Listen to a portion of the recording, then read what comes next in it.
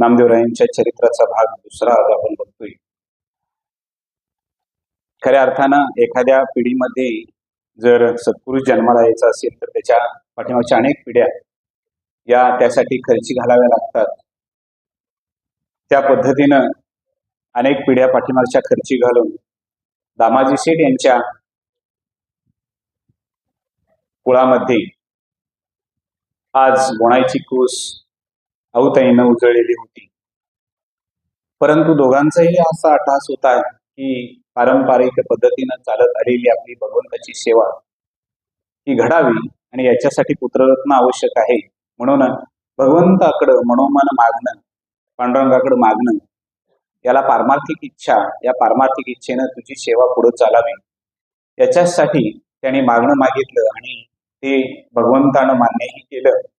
किंबहुना तो ज्यांच्याकडून सेवा करून घ्यायचं ठरवतो त्याच्या कुळामध्ये तो योग्य पद्धतीनं विधिवत कार्य करत असतो.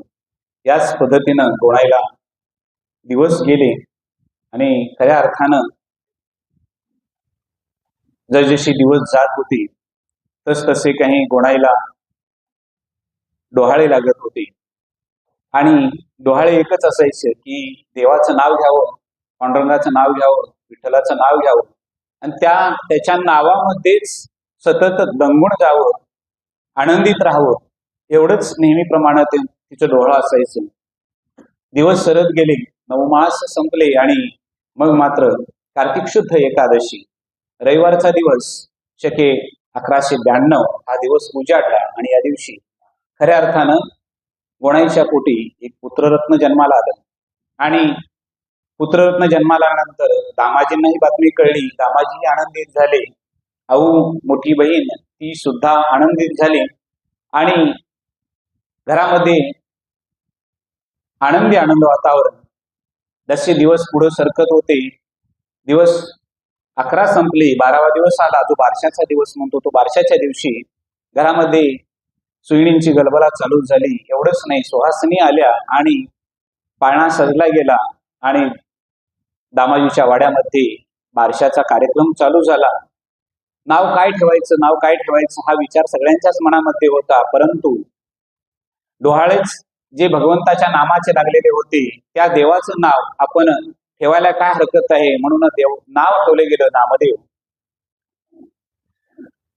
बाळ पाळण्यामध्ये होतं तोपर्यंत ठीक होतं. आता बाळ मोठं व्हायला लागलं, रांगायला लागलं, रांगता रांगता चालायला लागलं, चालता चालता गल्लीमध्ये दुडदुडू पळायला लागलं. एवढंच नाही तर ज्या ज्या वेळेला काकड आरतीसाठी असेल, शेजारतीसाठी असेल किंवा मध्ये आधी ज्या ज्या वेळेला रावळामध्ये गोणाई आणि दामाजी जात होते त्यावेळेला आऊ सोबत असायची आणि कडेवर असणारा नामदेव सुद्धा त्यांच्या सोबत असायचा. इवलीच्या हातानं नामा देवाच्या समोर हात जोडायचा, मनोभावे नमस्कार करायचा, दुडदुडू त्या रावळामध्ये फिरायचा आणि पुन्हा आईचा हात धरून आईच्या कडेवर बसायचा आणि पुन्हा आपल्या घरी यायचा. असा नित्यनेम चाललेला होता. संसार नेटका होता. दामाजींचा व्यापार अत्यंत उत्तम पद्धतीने चाललेला होता. आणि त्याच वेळेला महाराष्ट्रामध्ये एक नवलाई घडणं हे क्रमप्राप्त होतं. त्या पद्धतीनं परभणी जिल्ह्यामध्ये गंगाखेड नावाचे एक गाव आणि त्या गंगाखेड नावाच्या गावामध्ये एक शूद्र समाजामध्ये असणारं दाम्पत्य. त्या पतीचं नाव होतं दमा, पत्नीचं नाव होतं करुंड. ही पती पत्नी पंढरीची नेमाची वारी करत होते, पंढरी वारीला येत होते. अनेक दिवस वारी करत होते आणि अनेक दिवस वारी करत असताना त्यांना एकच खंत होती की कूस अजून उजाडली नाही. आता पूर्वीच्या काळी काही अशा खोल्या नव्हत्या राहायला, काही भाड्यानं आपल्याला मिळत नव्हतं. त्यामुळं जे जे वारकरी यायचे ते वाळवंटामध्ये अंग टाकायचे. अंडली खरडा भाकर असेल, चटणी भाकर असेल ती तिथंच खायची. दशमी दिवशी पंढरीमध्ये यायचा, आंघोळ करायची, विधी तो हरिकथा सांभाळायचा. एकादशीचा नित्य उपवास म्हणजे पूर्ण उपवास करायचा. द्वादशी दिवशी सकाळी पुन्हा आपापल्या मार्गानं परत व्हायचं. या पद्धतीनं वारी चाललेली होती. असेच एका वारीसाठी हे दाम्पत्य आलं. दमा करंडू यांनी स्वतःचं शरीर वाळवंटामध्ये थोडंसं खाली टाकलं. रात्रीची वेळ वाढत होती, गार वाळू लागत होती. चंद्रभागेतून येणारा वारा अंगाला झोंबत होता. काही फाटकं लुगडं धोतर अंगावर तेवढंच सरकवायचं आणि दोघेही शांत झोपी गेलेले होते. आज देवाचं दर्शन अत्यंत चांगलं झालेलं आहे म्हणून दमाला आनंद वाटत होता. पण त्या दर्शनाच्या वेळेला दमानं अगदी व्याकुळतेनं भगवंताकडे हात जोडलेले होते. भगवंता, तुझी वारी चालावी असं आम्हाला वाटतं. अनेक वर्ष आमच्या लग्नाला झाली पण आमची कूस उजाडली नाही. तेव्हा याच्यासाठी काही आपल्याला करता येतं का? मनोमन इच्छा देवाच्या समोर त्याने मनोभावे व्यक्त केली. रात्र वाढत होती, अंधार वाढत होता, थंडी वाढत होती आणि या अंधाऱ्या थंडीमध्ये सुद्धा पती पत्नी झोपलेले होते. दमाला पहाटे पहाटे अगदी एक स्वप्न दृष्टांत झाला. भगवंत प्रत्यक्ष विटेवरून आले आणि त्यांनी सांगितलं, दमा मी आलो. दमा उठून बसला. भगवंत आपण? त्यावेळेला मात्र सांगितलं की काही हरकत नाही, तुझी इच्छा मी पूर्ण करण्यासाठी आलेलो. तेव्हा एक करा, तुला मुलगी होईल. त्या मुलगीचं नाव जना ठेवा. मात्र ती मुलगी पुन्हा मलाच दान द्या. दमाला काही कळलं नाही. म्हणजे देवा? दमानं प्रश्न केला आणि देवानं सांगितलं की या पंढरीमध्ये भूवैकुंठामध्ये दामाशेठ नावाचा एक निष्काम भक्त माझा राहतोय. या ठिकाणी त्याच्या घरी आणून तिला सोडा. देव अंतर्धान पावले आणि एवढ्यात दमा उठून जागा झाला. अरे, हे स्वप्न म्हणावं, भ्रम म्हणावा की आपण देवाच्या समोर मांडलेलं मागणं देवानं मान्य केलं म्हणावं, पण काही का असेना देव आला. देवानं सांगितलं, एवढंच झालं. करुंड शेजारी झोपलेली होती, तिला उठवली आणि आपला स्वप्न दृष्टांत सांगितला. करुंडलाही आनंद झाला. सकाळी स्नान केलं, भगवंताचं पुन्हा दर्शन घ्यावं आणि पाठमोरे फिरावं अशा पद्धतीनं दोघंही पुन्हा गंगाखेडला गेले. दिवस सरत होते आणि दिवस सरत असताना त्या दिवसामध्येच करंडूला दिवस गेले. आनंदाची बातमी, अनेक दिवस काही नव्हतं. जेमतेम खाऊन पिऊन असणारं सुखी कुटुंब होतं. जिथं काम मिळेल त्या शेतकऱ्याच्या शेतामध्ये काम करायचं आणि दोघांनी स्वतःचा उदरनिर्वाह चालवायचा. अशा पद्धतीनं एक सुखी कुटुंब, म्हणजे आज जर बोलायचं झालं आजच्या भाषेमध्ये तर हातावर पोट असणारं कुटुंब. पूर्वीच्या काळची व्यवस्था ही तशीच होती, त्याला सामाजिक व्यवस्था होती, त्याला काय पर्याय नव्हता. आज घटनेनं आपल्याला एवढे मोठे अधिकार दिलेले की आपण समान पातळीवर येऊन कुठलंही काम एकमेकाशी अलगद करू शकतो. पूर्वी असं काहीच नव्हतं. त्याच्यामुळं समाजामध्ये उच्चभ्रू, मध्यम, त्याच्या खाली अशी दरी साचलेली होती आणि त्या पद्धतीनं जे क्षुद्र आहेत त्यांनी कामं करायची आणि त्याच्यातून रोजंदारी जी मिळेल त्याच्यावर उदरनिर्वाह चालवायचा. पण समाधान कशाचं होतं? रोजची रोजंदारी प्रामाणिकपणे करायची आणि संध्याकाळी आल्यानंतर देवाचं नाव घेत विश्रांती घ्यायची. याच्यामध्ये फार मोठं होतं ते म्हणजे दिवस गेलेले होते. करंडूला 9 मास संपत आले आणि करंडूच्या पोटी एका मुलगीने जन्म घेतला. आता जिथं श्रीमंती असते तिथं भरपूर लोक असतात.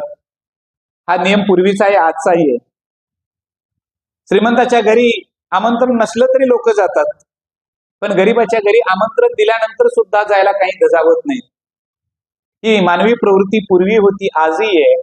फक्त संतांनी ही सामाजिक दरी मात्र दूर करण्याचा प्रयत्न केला आणि ते काम केलं म्हणून ते संत आहेत. बारसं झालं, नाव जना ठेवलं. जना हळूहळू मोठी व्हायला लागली. घरामध्ये मातीची पांडुरंगाची मूर्ती होती, याला चिखली मूर्ती म्हणतो आपण. अशा त्या मातीच्या मूर्तीला दमा सकाळी आंघोळ केल्यानंतर तुळशीपत्र व्हायचा. काही सकाळी मनोमन काही अभंग रचना म्हणायचं आणि तिथून कामासाठी बाहेर पडायचं. मुलगी वाढत होती, वाढता वाढता बागडत होती, परंतु मनामध्ये सतत सलत होतं की आपण या मुलगीला द्यायचे, पंढरपुरात नेऊन पोचवायचे. अगदी 6 वर्ष कशी सरली या दोघांनाही कळलं नाही. वारी नित्याची होती, त्या प्रत्येक वारीला जनाला घेऊन जात होते. परंतु 6वी वारी आली आणि 6व्या वारीला थोडीशी पायाखालची वाळू सरकल्यासारखं वाटायला लागलं. वारी अगदी जवळ आलेली होती. जाण्यासाठी निघण्यासाठी आता दिवस ठरलेला होता, पंढरीच्या वारीला जायचं. पण इतर वेळेला वारीला जाताना दमा करंडू आनंदित असायचे. आज मात्र अत्यंत खिन्न होते. वारीला जाण्यासाठी 8 दिवसाचा कालावधी शिल्लक राहिलेला होता. या 8 दिवसामध्ये जितकं जितकं म्हणून खाऊ माकू नाऊ घालता येतील तेवढं जनाला करंडू घालत होती आणि तिचे सगळे लाड वडील म्हणून करंडू दमा पुरवत होते. अत्यंत आनंद होता. आता 6 वर्षाच्या जनाला सुद्धा कळत होतं हा सगळा लाड जो आहे तो काही दिवसापुरताच आहे. त्यामुळे ती स्वीकारायची सगळं, परंतु मनामध्ये खिन्नता होती, मनामध्ये अस्वस्थ वाटायचं तिला. परंतु आई वडिलांचं मन राखण्यासाठी ती सुद्धा त्यांच्यासमोर आनंदित राहायची आणि तिला वाईट वाटू नये म्हणून आई वडील तिच्या समोर आनंदित असायचे. मग मात्र दिवस जसे जसे जवळ येतील तसे तसं करंडूचं मन हृदय भरून यायचं. ती एकांतामध्ये असताना दमांना आपल्या पतीला विचारायची, अहो आणखी काही दिवसानंतर पाठवता येणार नाही का जनाला? अगं काय म्हणतेस तू? आपल्याला मानवी विचारानं ग्रासलेला आपण आहोत, स्वार्थानं आपण ग्रासलेला आहोत, पण मी देवाला वचन दिले,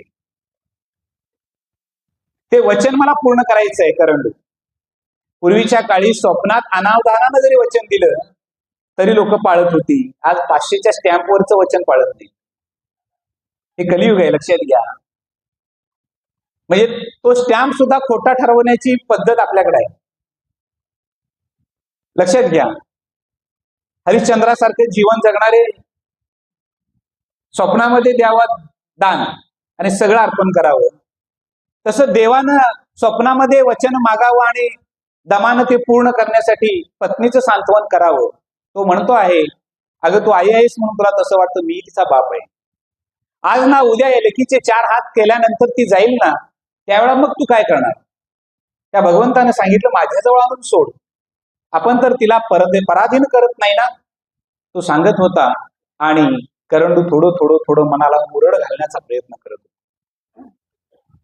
जनाला सुद्धा आज बहरून आलेलं होतं, परंतु आईवडिलांचं मन राखावं याच्यासाठी ती बाहेर उंडका येऊ देत नव्हती. आज संध्याकाळ झाली, गोड जेवण झालं, सगळे झोपी गेले. वारकऱ्यांनी सांगितलेलं होतं उद्या वारीसाठी जायचंय. तेव्हा दुसऱ्या दिवशी सकाळी करंडू उठली, अगदी भरल्या अंतःकरणानं जनाला हाक मारली, अगं जना उठ, आपल्याला वारीला निघायचंय. जनाला रात्रभर विचार करून झोप लागलेली नव्हती, पण पहाटे कधीतरी डोळा लागलेला होता. ती जना खडबडून जागी झाली, उठली, देवाचं दर्शन घेतलं, आई वडिलांचं दर्शन घेतलं आणि जना आवरायला लागली. आज जनाला नाहू घातलं, काही भाकर तुकडा बांधून घेतलं आणि दिंडीसाठी वारीसाठी हे कुटुंब वारकऱ्यांच्या मध्ये मिसळून गेलं. आज वारकऱ्यांचे पाय पांडुरंगाच्या भेटीसाठी आसुसलेले होते. त्याच्यामुळे जप जप जप जप पाय पुढे पडत होते, परंतु दमा करंडू आणि जना यांचे पाय पुन्हा पुन्हा पुन्हा पुन्हा एकमेकांमध्ये अडकळल्यासारखे वाटत होते. आज वाटच सरत नव्हती. मजल दर मजल करत अनेक ठिकाणी वस्ती पडायची. वस्ती ही संपूच नाही असं वाटायचं, दुसरा दिवस उजाडूच नाही असं करंडूला नेहमी वाटायचं. परंतु दमाला वाटत होतं की माझ्या देवाला, मी माझ्या भगवंताला, माझ्या आराध्य दैवताला मी वचन दिलेलं आहे, ते वचन पूर्ण करण्यासाठी चालू. आईचं लेकरू होतं, त्याला काळजाचा तुकडा आपल्यापासून बाजूला कसं करायचं याच्यासाठी ती दुःखी होती. परंतु देवाला दिलेलं वचन पूर्ण करण्यासाठी दमा पुढं सरसरा होतो. वारी पुढे चाललेली होती, दिंडी पुढे होती आणि त्याच्या पाठीमागे हे 3 जण चाललेले होते. आणि 3 जण जात असताना थोडस जड अंतःकरण झालेल्या जनाला सांत्वन करण्यासाठी दमा सांगत होता, अगं जना ऐकलंस का? करंडू तुझं पण लक्ष आहे ना? दमा म्हणतो, हो आहेच लक्ष. डोळ्यातून पाणी पडत होतं, डोळ्यात टिपं पडत होती. खाली मान घालून जना ऐकत होती आणि करंडू सुद्धा ऐकत होती. दोघींच्या डोळ्यातून पाणी येत होतं. पर त्यावेळेला दमा सांगत होता, अगं आपणच काय पक्ष्यांच्या मध्ये एका कोकिळीनं असं ठरवलं की आपल्याला तिला सांभाळता येणार नाही, आपल्याला घरटं बांधता येत नाही. त्याच्यामुळे त्या कोकिळीनं ठरवलं, काही नाही, आपला पुढचा विस्तार वाढवण्यासाठी आपण कावळ्याच्या घाट्यामध्ये जायचं आणि तिथं अंडी ठेवायची. त्या कोकिळीनं आपली सगळी अंडी एकत्र गोळा केली आणि कावळ्याच्या घरट्यामध्ये ठेवली. ती कावळीनं आली आणि कावळीनं बघितलं तर अंडी वाढलेली होती, पण आपल्या अंड्यांच्या मध्ये या अंड्यांच्या मध्ये काही फरक नाही. म्हणून ती त्याच्यावर बसली, रवंत निघाली आणि हळूहळू हळूहळू पिलं वाढायला लागली. पिलांच्या मध्ये कुठंच फरक नव्हता, कारण ती आई होती. आईला पिलांच्या मध्ये फरक नसतो. कावळीलाही वाटायचं याच्यामध्ये काही नाही. ती चोचीमध्ये चारा आणायची आणि पिलांना भरवायची. हळूहळू पिलांना पंख फुटायला लागले. जरा ऐकतेस ना तू? दमा मध्ये मध्ये विचार. लक्ष आहे ना जरा तुझं? हो बाबा, सांगा तुम्ही पुढं. कावळाही यायचा, चोचीमधून अन्न आणायचा आणि पिलांना भरवायचा. समानतेनं पिलं वाढत होती, वाढत होती. पिलं मोठी व्हायला लागली, पंख फडफडायला लागली आणि वसंत ऋतूचं आगमन झालं.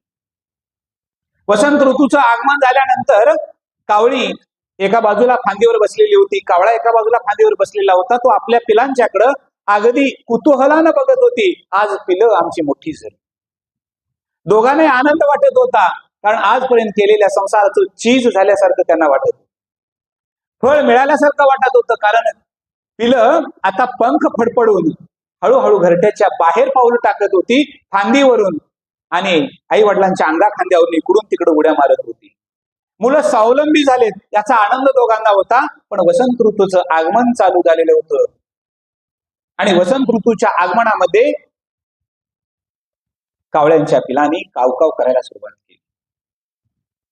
आणि त्याच वेळेला मात्र जी कोकिळीची पिलं होती त्यांनी गीत गायला सुरुवात केली, कुहू कुहू करायला सुरुवात केली. कावळीला दुःख वाटलं, अरे ही पिलं आपली नव्हतीच, पण पिलं म्हणून आपण सांभाळली असे नात का? पण एक फांदीवर बसून ओरडतो आणि दुसरा आकाशात उंच भरारी घेऊन उत्तम गीत गातो, याचा आनंद त्या कावळीला होता. म्हणून कोकिळीच्या पिलांना तिनं टोचीनं मारण्याचा प्रयत्न केला नाही, तर त्यांचं कुतूहल ती स्वतः फांदीवर बसून दोघं बघत होती.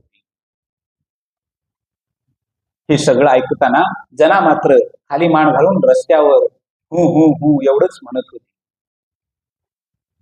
अगं करंडू, कळलं का तुला? जना आपली नव्हतीच, आपली कूस उजळायला आली. आणि जना बरं का, तुला आकाशाला गवसणी घालायचे, आकाशात गीत गायचंय आणि तुझं आकाशातलं गीत सगळ्यांनी ऐकायचंय. हीच माझ्या देवाची, प्रभूची इच्छा आहे. म्हणून आपण पंढरीला चाललो. मजल दर मजल तर पंढरी आली. हे चंद्रभागेचं विस्तीर्ण असं असणारं वाळवंट बघितलं. त्याच ठिकाणी जनाए चंद्रभागेमध्ये स्नान केलं. हळूहळू हळूहळू तिघही वर गेली, रावळामध्ये गेली, रावळामध्ये दर्शन घेतलं आणि पुन्हा पाठीमागे परत केलं. आजची रात्र तिथंच वाळवंटामध्ये काढली. दुसरा दिवस उजाडला आणि दुसऱ्या दिवशी सकाळी दमा, करंडू आणि जना यांनी अंघोळ केली चंद्रभागेची.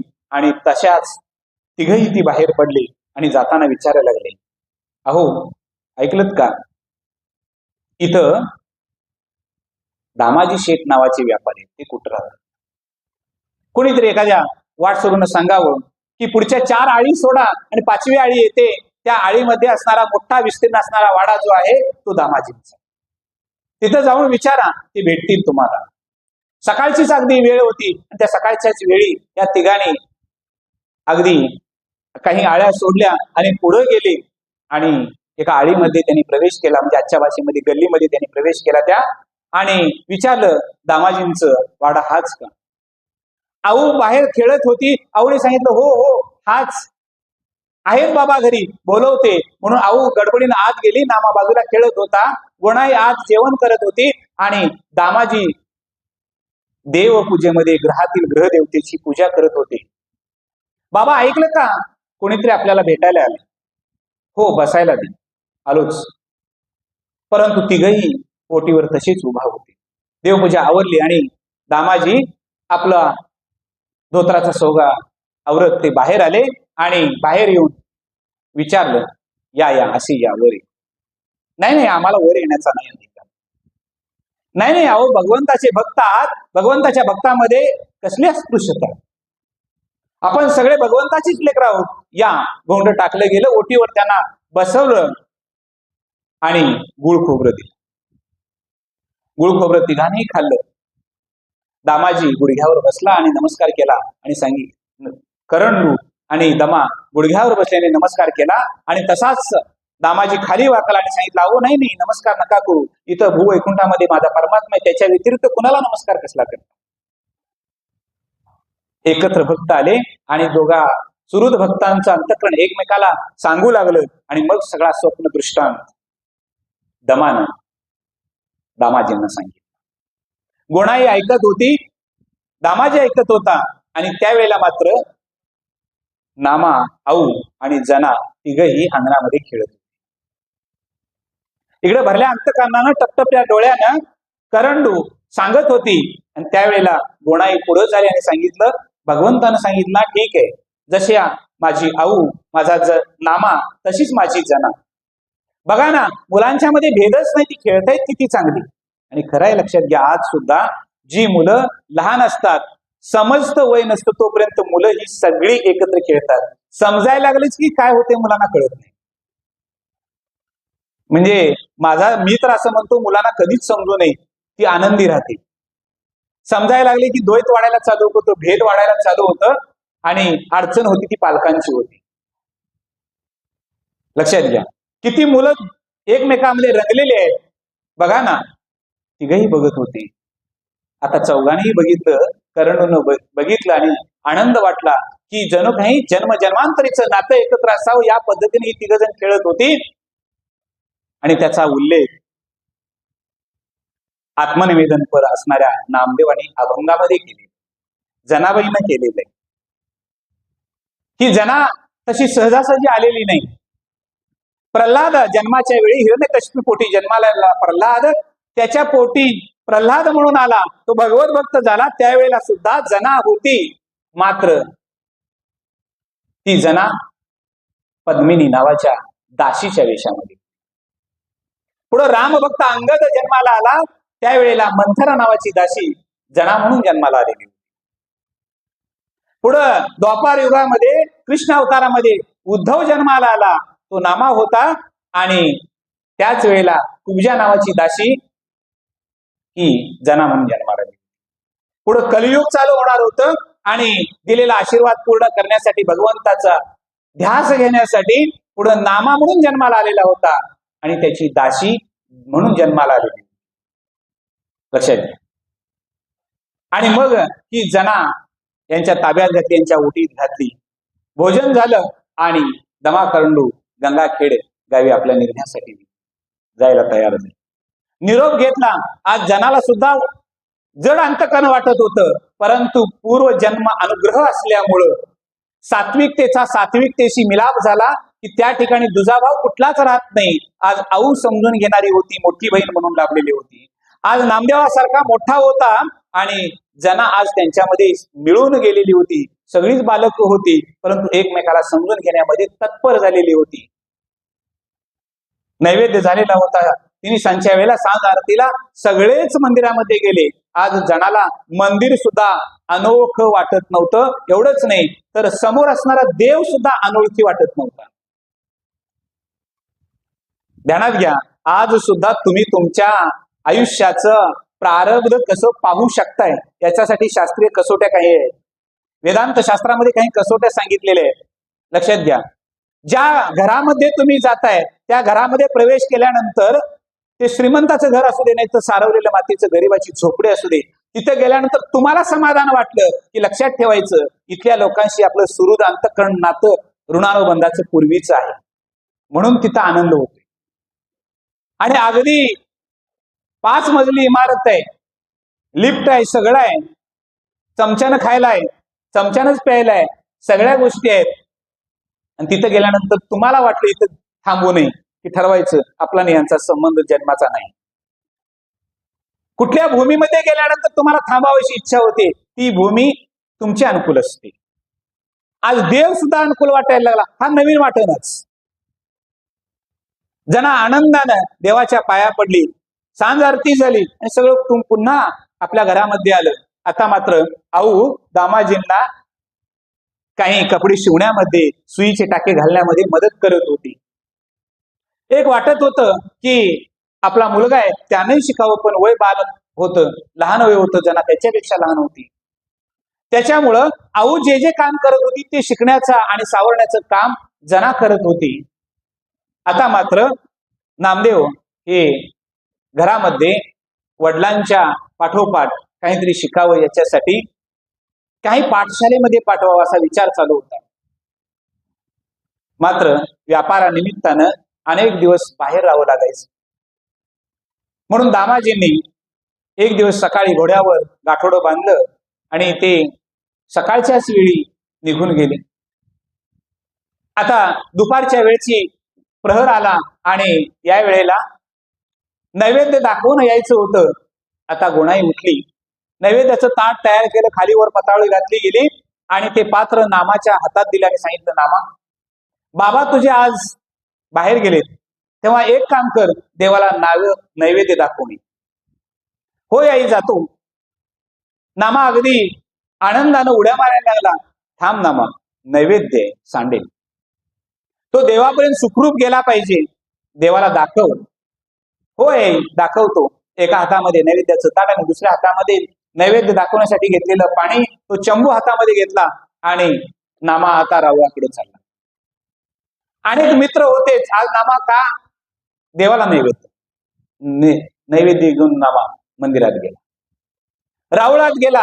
रावळात गेल्यानंतर ते नैवेद्याचं ताट तसंच ठेवलं, वरची पत्रावळी काढली, त्या नैवेद्याच्या ताटाभोवती 2 वेळा पाणी फिरवलं, मनोमन नमस्कार केला आणि देवाला सांगितलं, देवा आवरा, तुम्हाला उभा राहून काही त्रास नाही, पण आम्हाला भूक लागली, त्याचं काय? हे बालमन, कोवळं मन आणि निष्पाप मन. त्या निष्पाप मनानं सांगितलं, अरे तुला चारलं असतं, पण तुझ्या एवढी उंची पण नाही रे माझी अजून, तेव्हा आता तुम्ही हट्ट करू नका, घ्या. एकदा सांगितलं, दोनदा सांगितलं, देवानं काहीच ऐकलं नाही.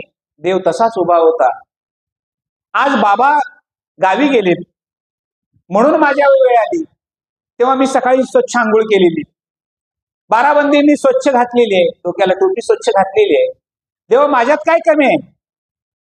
बाबांनी नैवेद्य आणलं तसंच मी आणलं, मग बाबांचा नैवेद्य खाऊ शकता आणि माझा का खाऊ शकत नाही? कारण प्रत्येक वेळेला नामदेव हे वडिलांनी नैवेद्याचं ताट घराकडे रिकाम आणलेलं बघत होता. धडाक घ्या. त्याच्यामुळं देवानं नैवेद्य खाला एवढीच भूमिका होती, त्याच्या पलीकडे भूमिका काही नव्हती. मग देवा वडिलांचा नैवेद्य तुम्ही खाता आणि माझं काय आहे? म्हणून नामदेव सांगत होता, देवाला विचारत होता. देव तसेच थांबलेले होते. शेवटी निगराणी आली, म्हटले की तुला नैवेद्य दाखवल्याशिवाय आमच्या घरात कोण अन्नाचा कण तोंडात घालत नाही, तेव्हा नैवेद्य घ्या. देव तसेच उभा. निगराणी आली आणि शेवटच्या निगराणीच्या वेळी नामदेवाने देवाच्या पुढे झाल्याने सांगितलं, देवा आता शेवट, जर तुम्ही नैवेद्य घेतला नाही तर माझं मस्तक आणि हा तुमच्या समोर असणारं पाषाण याची गाठभेट लवकर होईल, आणि मग झालेला सगळा जो पुढचा वृत्तांत होणार त्याला जबाबदार तुम्ही असणार. हे निष्पाप भक्तीचं उदाहरण उत्तम, हे उदात्त भक्तीचं उदाहरण नामदेवाचं भगवंत बघत होता आणि मस्तक आपटण्यासाठी मस्तक खाली केलं. त्याच वेळी भगवंतानं आपला हात तिथं लावला. भगवंत समोर उभा राहिले आणि सांगितलं, नामा आज मी तृप्त झालो. खऱ्या अर्थानं तुझ्या भोजनापेक्षा तुझ्या निष्पाप भक्तीनं मी तृप्त झालो. या निष्पाप भक्तीचा नैवेद्य घेण्यासाठी देव सुद्धा पुढे 2 पाऊल आला. मग नामदेवांचं त्यांचं हितगुज चालू झालं. एक दिवस झाला, नैवेद्याचं रिकामं ताट घेऊन नामदेव घरात. गोणाईने विचारलं, नामा नैवेद्य कुठे आहे? आई, देवानं खाल्ला. शंका मनात निर्माण झाली. लक्षात घ्या, शंका निर्माण झाली. अरे नैवेद्य काय झाला? होय आई, मी नाही खरं बोलत, असं तुला वाटतंय का? तुझा माझ्यावर विश्वास नाही? होय, देवानं नैवेद्य खाल्ला. आता पुढचा प्रश्न विचारणं शक्यच नव्हतं, म्हणून जना आणि नामाला 3 पात्र केली, स्वतःसाठी पात्र करून घेतलं आणि एक एक घास मोडत ती खात होती. परंतु जेवणाकडे आज लक्ष नव्हतं तिचं, त्या दोघींच्याकडे लक्ष नव्हतं. आता लक्ष सर्वस्व होतं ते फक्त नामाच्या जेवणाकडे. कदाचित असा संभ्रम तयार झाला की नामाचं जेवण जीवनाला का काय. त्याच्यामुळं नामा रोजच्या सारखा जेवला. रोजचं जेवण जेवढं आहे तेवढं नामा जेवला. आईला वाटायला लागलं, अरे नामा रोज जेवतो तेवढंच जेवला, म्हणजे यानं नैवेद्य खाला. मातांनो लक्षात घ्या, आपल्या मुलाला आपल्या समोर आपल्या सोबत घेऊन जेवायला बसत जा. चरित्र नुसतं ऐकायचं नाही. जेवणाचं ताट वाढायचं, टीव्हीच्या पुढे जाऊन पोराने बसायचं आणि जेवण खायचं. किती खाल्लं कळत नाही, किती संपलं कळत नाही, रोज किती खातोय कळत नाही. आज अनेक मातांना तुम्ही विचारून बघा, तुमच्या मुलाला किती भात लागतो खाण्यासाठी. 90% मातांना माहिती नाही की आपल्या मुलगाला भात किती लागतो. याचं कारण आपल्या समोर आपला मुलगा किंवा मुलगी जेवत नाही. ती एक तर टीव्हीच्या समोर नाहीतर मोबाईलच्या समोर जेवते. त्याच्यामुळे किती जेवण लागतं हे दररोज आपल्या आईला कळलं पाहिजे. लक्षात घ्या, मातृत्व म्हणजे नुसतं जन्म देणं नाही, तर मुलाचं इति कर्तव्य बघणं म्हणजे मातृत्व. गोणाई बघत होती, नामा रोजच्या सारखंच जेवला म्हणजे काही अडचण नाही. जी शंका आपण आतापर्यंत घेतली ती व्यर्थ झाली. मग कुणाला दिलं का काय, दुसरी शंका. पण विचारलं तर प्रत्येक वेळा त्या दिवसामध्ये कमीत कमी 8 ते 10 वेळा गोणाईने विचारलं, नामा नैवेद्य. नामा प्रत्येक वेळा म्हणायचा देव जेवला. रात्र वाढत चालली, तिन्हीसांची जेवणं झाली आणि तिन्ही मुलं एका कुशीवर झोपली गेली. पती आल्याशिवाय जेवायचं नाही हा निग्रह होता. त्यामुळे दावाजींची वाट बघत गोणाई बसलेली होती. एवढ्यात घोड्यांच्या टापांचा आवाज आला. पुढे सरसावली, गाठोडं उतरलं गेलं, गाठोडं खाली ठेवलं, तांब्या दिला आणि पात्र वाढायला सुरुवात केली. 2 पात्र घेतली आणि 2 पात्रावर जेवण डावं बाजू उजवं वाढलं गेलं आणि दोघांनी जेवण करण्यास सुरुवात केली. आणि मग मात्र गोणाईने सांगितलं, अहो आज काहीतरी विपरीत झालं. काय झालं? आज नामा देवळामध्ये गेलेला होता, रावळामध्ये गेलेला होता नैवेद्याचं ताट घेऊन. मग काय झालं? आपला नियमच आहे. परंतु नामानं सांगितलं देव जीवला. आता पुढचा घास हातामध्ये आणि तोंडामध्ये एक घास तसाच दामाजी थांबला. काय सांगतेस? होय, मी बऱ्याच वेळा चाचपणी केली. नामा जेवताना सुद्धा मी त्याच्याकडे पाहिलं तर नामा आज पोटभर जेवलेला आपण घरात आहे. ठीक आहे, काय हरकत नाही, याची शहानिशा आपण उद्या करू, तू निवांत राहा. याला म्हणायचं वडील. पण कुटुंबामध्ये सुखद असू दे दुःखद असू दे, कोणत्याही घटनेमध्ये एक यथार्थ मार्ग काढतो त्याला वडील म्हणतात. पत्नीचं सांत्वन केलं, तू काही काळजी करू नको, याचं आपण उद्या बघू. मात्र दामाजी कुशीवर डाव्या झाले आणि त्यांच्या डोक्यामध्ये एकच विचार चालू झाला, नामा कधी खोटं बोलत नाही. आजपर्यंत नामाला खोटं माहितीच नाही. हा वडिलांच्या जवळ विश्वास असावा लागतो आपल्या मुलग्याबद्दल. तेवढा विश्वास आपण मुलग्यावर द्यावा लागतो आणि मुलग्याचा विश्वास तेवढा वडिलांच्यावर असावा लागतो. प्रश्न मनात निर्माण होता, नामा कधीच खोटं बोलत नाही, आज बोलणं शक्यच नाही. हा एक विश्वासाची बाजू वडिलांच्या दृष्टीने झालेली. त्या विचारामध्येच दामाजींना झोप लागली. सकाळी काकड्याच्या वेळेला सगळेच गेले. आता सगळेच गेल्यानंतर काकड आरती झाली, सगळेच आले. पुन्हा नामदेवाकडे बघण्याची दृष्टी गोणाईची काय चुकलेली नव्हती. ती सारखी बघायची की नामाकडेच बघायची. स्वयंपाक रांधला गेला आणि दामाजींनी सांगितलं, हे बघ पोरं खेळत आहे, मी थोडस बाहेर जातो, आजही नैवेद्य नामाकडून असते. गोणाईने समजायचं ते समजून घेतलं आणि नैवेद्याचं ताट भरलं आणि नामाला हाक मारले, अरे नामा ये.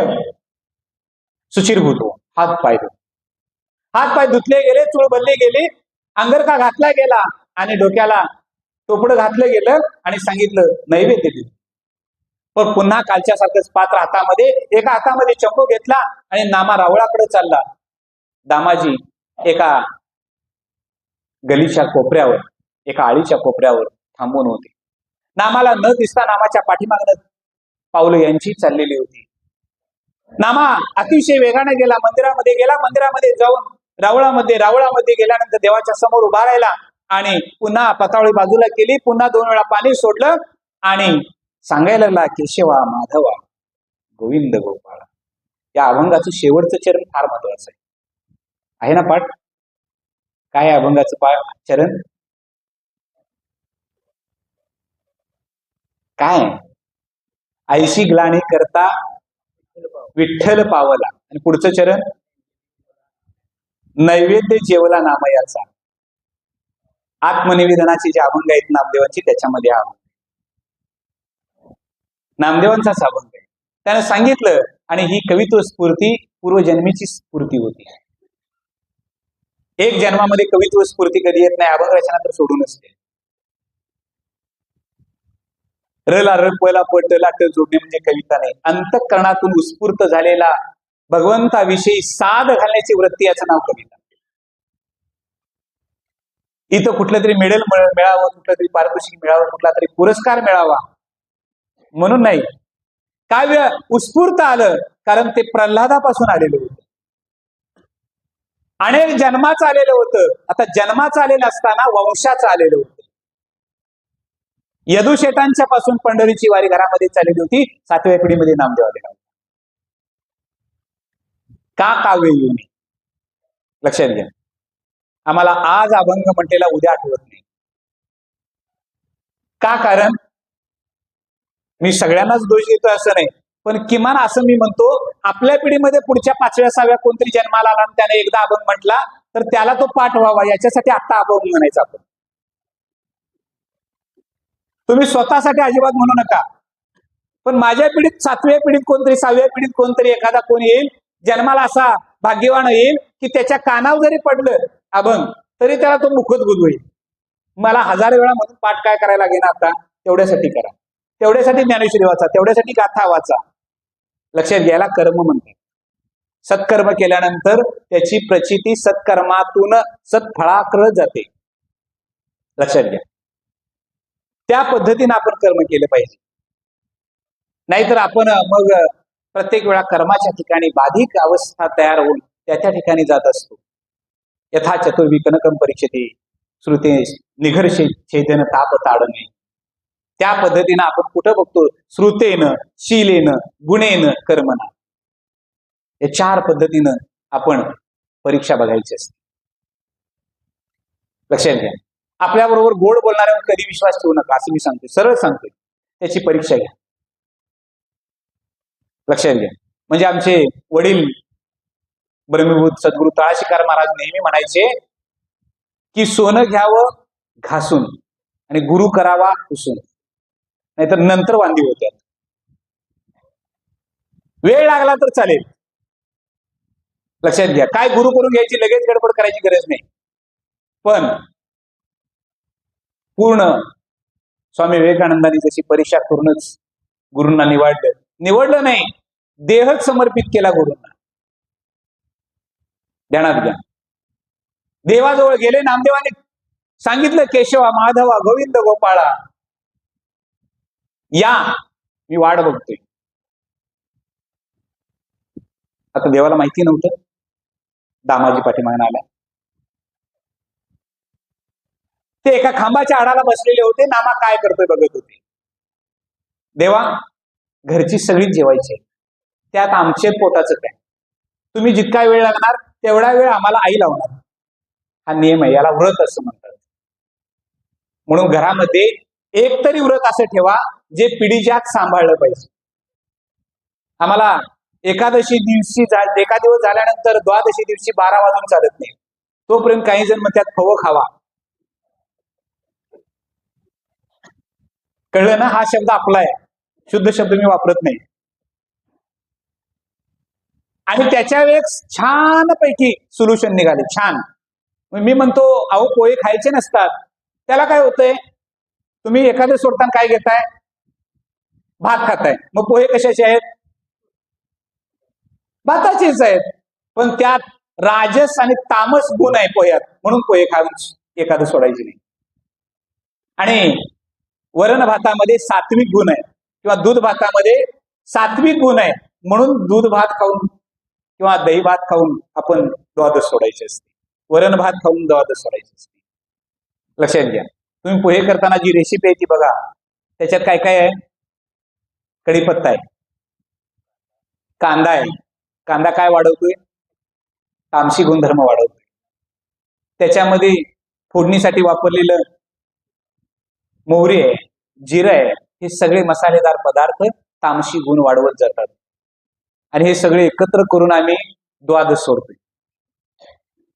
आणि त्याला आणि वर आणि म्हणायचं काय होतंय त्याला? भाकरी खाली नाही ना.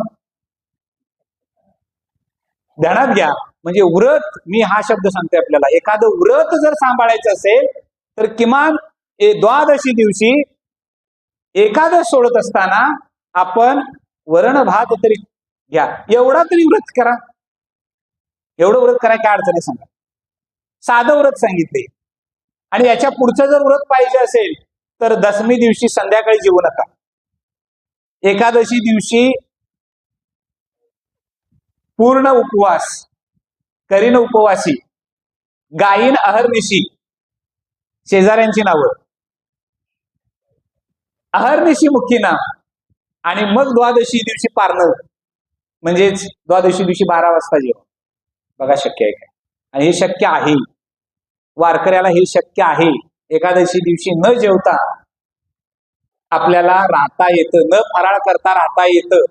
बघा, प्रयत्न करून बघा. थोडा थोडा थोडा व्रत सांभाळण्यासाठी. त्रास हा सगळ्यांनाच होणार आहे. ज्यानं व्रत सांभाळायचं आहे त्याला त्रास हा निश्चित होणार आहे मंडळी, लक्षात घ्या. पण एक तरी व्रत ठेवा, ते व्रत पिढीजात चालावं.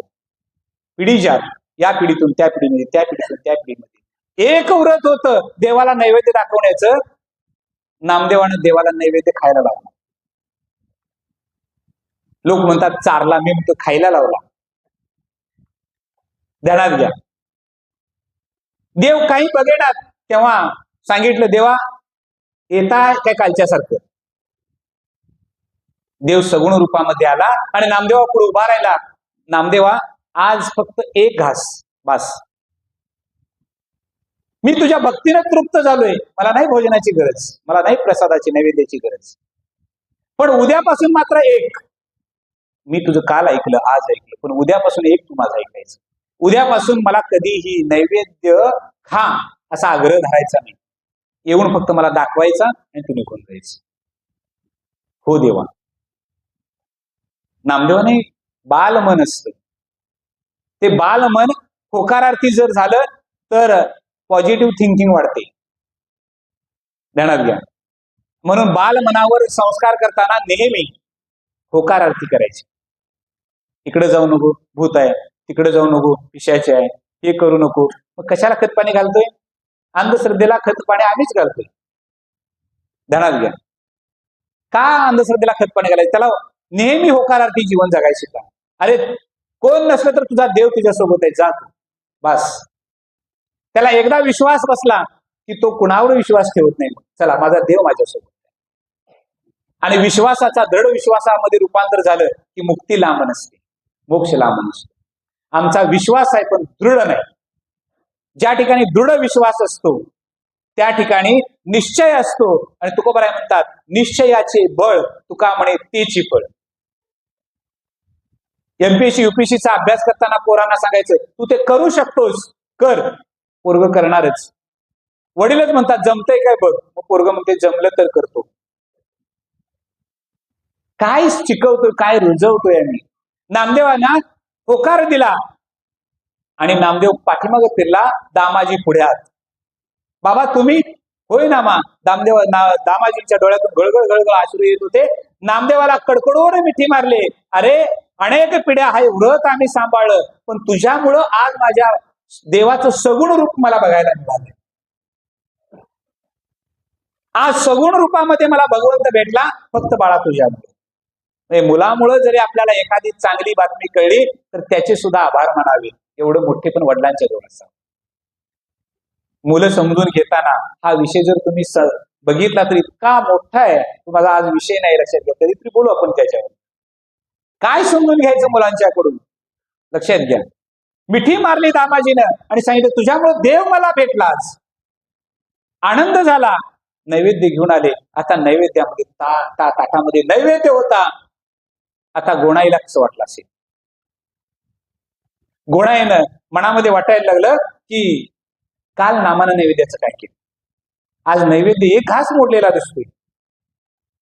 मात्र वडील सोबत होते, पती सोबत आहेत म्हटल्यानंतर विश्वास होता, एवढा पतीवर सुद्धा विश्वास असावा. ध्यानात घ्या. पती विश्वास होता. नामदेवांना हाताला धरून आज दामाजी वर आले, पात्र मांडली गेली आणि दामाजीनं घडलेला सर्व वृत्तांत सांगितला. जनाईनं मनोमन नामदेवाला त्यावेळीपासून गुरु मानलं. सगुण भक्तीची उत्कंठा असणारा निर्गुण निराकाराकडे सहज जाऊ शकतो, याचं खरा वृत्तांतिक भाग जनाला कळलेला होता. आज आनंद होता. दामाला याचं काही वाटत नव्हतं, कारण निरागसतेमध्ये केलेलं दान पुण्य हे अहंकार कधी वाढवत नाही आणि कर्तृत्व भूमिकेतून केलेलं दान पुण्य हे अभिमान वाढवतं. मंडळी लक्षात ठेवा. म्हणून दान कर्म करताना सुद्धा निरागस असावं. म्हणजे डाव्या हाताने केलं तर उजव्याला कळू नये, आणि उजव्यानं केलं तर डाव्याला कळू नये. आणि नंतर संयोजकांना सांगावं फोन करून, माझी या नावाची पाटी तेवढी लावा. त्यांचं दान कुठं जाते कळत नाही. लक्षात घ्या. काय म्हणून, म्हणजे यानं 1 लाख रुपये दान दिलं, 1 लाखाची पावती काढली की लक्षात ठेवायचं ते दान दाखवण्यासाठी केलेलं आहे. निष्पापतेमध्ये असलेलं दान हे खऱ्या अर्थानं परमेश्वराच्या ठिकाणी रुजू होत. ती दान करायला आपण शिकलं पाहिजे. आनंदी आनंद, सगळा आनंद घरामध्ये झालेला होता. आज नामा हळूहळू वाढत होता. दामाजींना चिंता होती नामाच्या शिक्षणाची. म्हणून त्याने एका पाठशाळा बघितली. त्या पाठशाळेमध्ये गेले. त्याने पंतोजी नावाच्या शिक्षकांच्याकडं, गुरूंच्याकडं नामदेवाचं नाव घातलं. जनाई सोबत किता गिरवायचा, अंक मांडायचे. किता मांडता अंक मांडता नामदेव हळूहळू त्यात प्रवीण व्हायला लागला. परंतु ज्या वेळेला पंतोजी तिथं हजर नसायचे त्या वेळेला नामाचा एक उपक्रम चाललेला असायचा की सगळ्या सवंगड्यांना घ्यायचं आणि विठ्ठल विठ्ठल जय जय हरी विठ्ठल जय जय हरी विठ्ठल या भजनामध्ये सगळ्यांना दंगून सोडायचं. पंतोजींनी आल्यानंतर बघायचं तर सगळे टाळ्या हात वर करत आहेत, टाळ्या वाजवत आहेत आणि सगळ्या विठ्ठलाचाच जय घोष चाललेला आहे. पंतोजींनी विचार केला, हे पोरगं काही शिकण्यासारखं नाही, स्वतःही शिकणार नाही आणि येणाऱ्यांनाही शिकवू देणार नाही. त्याच्यामुळे याच्यावर काहीतरी उपाय केला पाहिजे. आता काही नाही, त्याच्या वडिलांना बोलवू, आपण वडिलांना बोलवू आणि सांगू. पण वडील सकाळी उठायचे, घोड्यावर कपडे बांधायचे आणि व्यापारासाठी निघून जायचे. एक दिवस आलाच.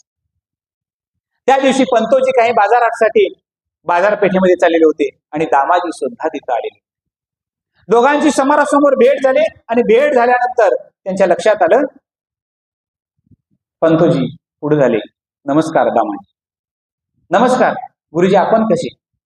तुमच्याच घरी येण्याचा मी बऱ्याच प्रयास केला, परंतु का नामानं काय केलं का?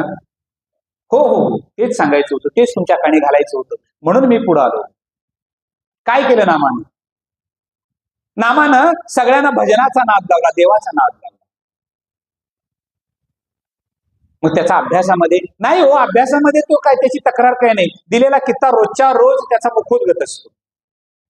म्हणजे आजच्या भाषेमध्ये दिलेला स्वाध्याय रोजच्या रोज पूर्ण असतो, कित्ता पूर्ण असतो. त्याच्यामुळे शिक्षाही काही करता येत. परंतु वेळ संधी मिळाली की तो सगळ्या मित्रांना घेतो, सगळ्या सवंगड्यांना घेतो आणि देवाचं नाव घेत सगळा बागडत असतो. आता तर त्यानं कहर केला. आता तर तो नुसता खोलीमध्ये बसायचं सोडून सगळ्यांना घेतो आणि सगळ्यांनाच घेऊन वाळवंटात जातो आणि वाळवंटातच शाळा भरवतो. मला शोधावं लागतं यांना आणि त्यांना परत धरून आणावं लागतं आणि इथं शिकवावं लागतं. हा एवढीच अडचण आहे. ठीक आहे, काय हरकत नाही, मी त्याच्या आईच्या कानावर घालतो. कारण मुलं आईचं ऐकतात, त्याच्यामुळे आईच्या कानावर घालतो. म्हणजे आजही तीच अवस्था आहे. मी 12व्या शतकातलं सांगत जरी असलं तरी सुद्धा आजची अवस्था काय आहे? कुणीतरी आम्हाला सांगितलं की तुमचा मुलगा ऐकत नाही, आम्ही काय म्हणतोय, ठीक आहे, त्याच्या आईच्या कानावर एकदा घालतो. लक्षात घ्या, दामाजीने तेच काम केलं आणि दामाजीने येऊन सगळा वृत्तांत गोणाईला सांगितला. गोणाईनं सगळा वृत्तांत ऐकला आणि नामाची वाट बघायला. 3 सांच्या वेळा आला, आता नामाचं एकच असायचं, आलं की पुन्हा सुचिरभूत व्हायचं आणि मंदिरात जायचं, सकाळी उठायचं मंदिरात जायचं, संधी आणि अवधी मिळाला की रावळाशिवाय थांबायचं नाही, एवढाच. आता नामाला कसं रागे भरायचे म्हणून तिनं जनाला विचारलं, जना कुठं चाललीस? नामदेवाबरोबर रावळात. थांब जना. आता तिला थांबल्यानंतर नामाही थांबला. विचारायचं कसं म्हणून पुढं प्रश्न केला, नामा आलास? हो. कित्ता काय दिला? आई माझा कित्ता पूर्ण झाला. कित्ता म्हणजे अभ्यास. माझा कित्ता पूर्ण झाला. आता मग रागवायचं कसं? कारण आई वडिलांना सुद्धा मुलाला रागवायचं झालं तर काहीतरी कारण लागतं. लक्षात घ्या, काहीतरी कारण पाहिजे. आता कित्ता पूर्ण आहे, सगळं काही पूर्ण आहे, वेळेवर जातो, पाठशाला चुकवत नाही, एवढं सगळं असताना आता रागवायचं का? रागे कसे भरायचे याची संधी ती शोधत होती, पण नामा संधीच देत नव्हता. किताब पूर्ण झाला म्हणायचा आणि नामा निघून जायचा. हे असं 1-2 दिवस नाही, अनेक दिवस असंच चाललेलं होतं.